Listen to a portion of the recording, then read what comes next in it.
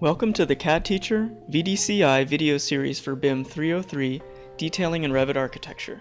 In this class, we will look at two approaches to detailing in Revit architecture. One is what most CAD users are familiar with, which is creating 2D drafted drawings of a detail. The other is what we'll call a hybrid approach to detailing. In this method of detailing, one creates live views generated from the building model and overlays two-dimensional embellishments and notes to convey the design intent. We'll focus more of our time on this hybrid approach. Theoretically, a fully embellished and detailed building model capable of generating all of our large-scale views and details is seen by some as the ultimate goal. This is one of the examples of a CAD detail that we're going to actually import into our project file so that you can leverage your existing details that you've used in CAD before and either use them as is or explode them in the Revit project file and make modifications that you see necessary.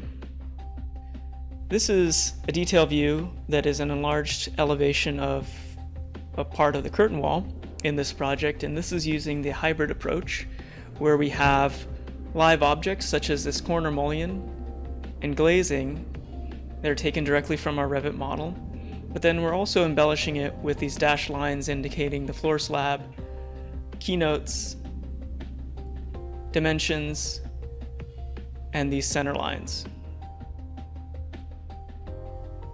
We'll also look at some of the concepts of creating a detail library in Revit and how to take those details and import them into your current project file.